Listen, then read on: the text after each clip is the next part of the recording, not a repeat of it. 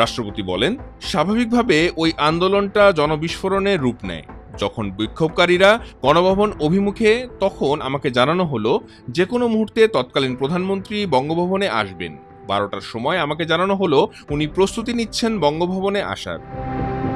আমরা আঁচই করতে পারিনি যে আসলে ঘটনা কি ঘটতে যাচ্ছে। তবে শেখ হাসিনা যখন এখানে আসবেন বলছেন এবং হেলিকপ্টারও রেডি, তখন আমরা ঘটনার ভয়াবহতা সম্পর্কে ধারণা করতে পারি। এখানে সিকিউরিটি যারা ছিল সবাই পজিশন নিয়ে নিল। রাষ্ট্রপতি মোহাম্মদ শাহাবুদ্দিন বলেন, 2024 সালের 5 আগস্ট বিকাল 3টার দিকে প্রথমে সেনাপ্রধান জেনারেল ওয়াকারুজ্জামান আমাকে টেলিফোনে সমস্ত ঘটনা অবহিত করেন।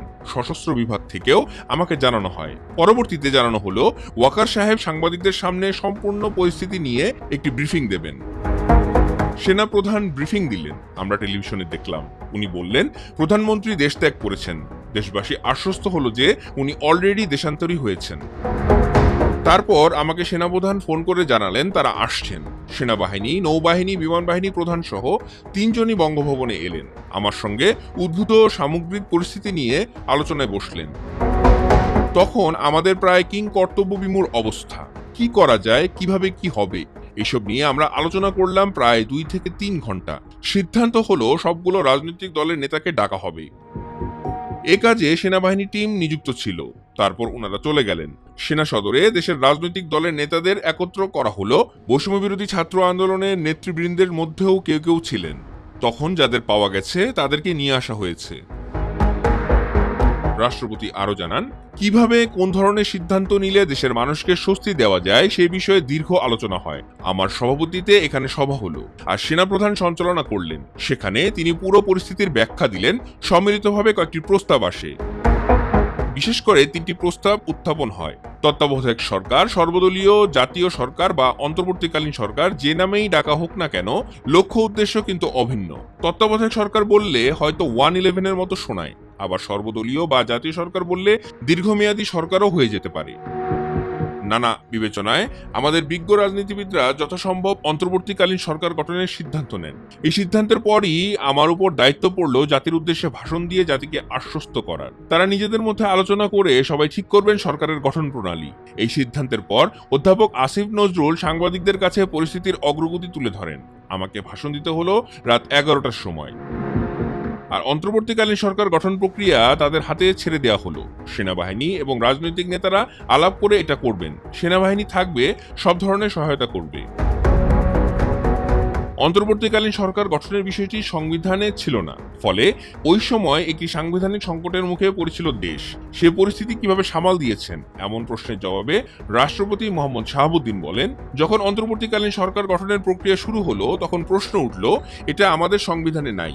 সংবিধানের অনুচ্ছেদ 7 ও 7 ক অনুযায়ী সংবিধানের কাঠামোতে কোনো পরিমার্জন করাটা শাস্তিমূলক অপরাধ এবং এই অপরাধের শাস্তি মৃত্যুদণ্ড। এটি হবে বিদ্রোহ বা রাষ্ট্রদ্রোহিতার শামিল। এটা তো আমি জানি, কিন্তু আমরা যে কাজটা করতে যাচ্ছি, সরকার গঠন করতে যাচ্ছি, এটা তো সংবিধানে নাই। জীবন বাজি রেখে অন্তর্বর্তী সরকার গঠনের প্রক্রিয়া শুরু করেছিলেন দাবি করে রাষ্ট্রপতি বলেন, দেশের এই সংকটময় অবস্থায় আমি নিজে 2024 সালের 8 আগস্টে তৎকালীন প্রধান বিচারপতির সঙ্গে কথা বলি। আমরা আলোচনা করলাম সংবিধানের আলোকে কিভাবে সরকার গঠন করা যায়। সংবিধানের আর্টিকেল 106-এর বিধান মতে আপিল বিভাগের কাছে আমি তাদের মতামত চাইলাম। আইনের সাপোর্ট থাকলে আমি 7 অনুচ্ছেদ সংক্রান্ত জটিলতা থেকে বাঁচি। তখন তারা আপিল বিভাগের আদালত বসালেন। তিনি বলেন, সেই সময় সুপ্রিম কোর্টে ঘেরাও আন্দোলন চলছিল। আমার তৎকালীন আইন সচিব আমার চিঠি কোর্টে নিয়ে যায়। ওনারা 2 জন ছিলেন এজলাসে, বাকি কয়েকজন ছিলেন বাড়িতে। তাদেরকে ওনারা ভার্চুয়ালি সংযুক্ত করেন। 6 আগস্ট আমি রাষ্ট্রপতির ক্ষমতা বলে যথোপযুক্ত মনে করে অ্যাডভোকেট আসাদুজ্জামানকে অ্যাটর্নি জেনারেল হিসেবে নিয়োগ দিই। যেহেতু দেশে তখন সরকার নাই, আইনে বলা আছে রাষ্ট্রপতি নিয়োগ দান করবেন। সেই ক্ষমতা বলে তিনি এই নিয়োগ দেন। 8 আগস্টের শুনানিতে রাষ্ট্রপতির পক্ষ থেকে শুনানিতে অংশগ্রহণ করেন অ্যাটর্নি জেনারেল। পূর্ণাঙ্গ বেঞ্চে সেদিন শুনানি হয়। তাদের মতামতের প্রেক্ষিতে রাষ্ট্রপতি অন্তর্বর্তী সরকার গঠনের চূড়ান্ত পদক্ষেপ গ্রহণ করেন। রাষ্ট্রপতির ভাষায়, তাদের ওই মতামত আমার জন্য রক্ষাকবচ হয়ে উঠল। আমার সামনে আর কোনো বাধা থাকলো না। ওই মতামতের উপর ভিত্তি করেই আমি রাজনৈতিক নেতৃবৃন্দের সঙ্গে পরামর্শ করে অন্তর্বর্তীকালীন সরকার গঠন করি, যেখানে আমাদের সশস্ত্র বাহিনীর সম্পূর্ণ রকম সমর্থন ছিল। নবনির্বাচিত প্রধানমন্ত্রী তারেক রহমান সম্পর্কে জানতে চাইলে রাষ্ট্রপতি জানান, আমার তো খুব অল্প সময় তাকে দেখা, টুকটাক কিছু কথা হয়েছে, দেখলাম যে রাষ্ট্রনায়কোচিত গুণাবলী উনার মধ্যে আছে। এটা নির্দ্বিধায় বলা যায়, একটা কথা আছে, মর্নিং শোজ দ্য ডে। এই কয়েকদিনের যে কার্যক্রম, তাতে আশাবাদী হওয়া যায়, বিশেষ করে উনার শরীরের মুক্তিযোদ্ধার রক্ত বইছে। তাই দেশের ভালো করবেন তিনি, এই বিশ্বাস রাখি। তার বাবা ছিলেন রাষ্ট্রপতি, মা ছিলেন 3 বারের প্রধানমন্ত্রী। আমি বিশ্বাস করি না যে আমরা কোনো নতুন দুর্যোগে পড়ব। তিনি যেন আলোকবর্তিকা হাতে নিয়ে সামনে এগিয়ে যান, এটাই আমার কামনা।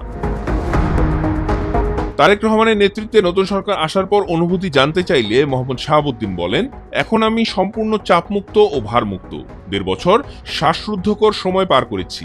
আমি এখন সম্পূর্ণ রিল্যাক্স।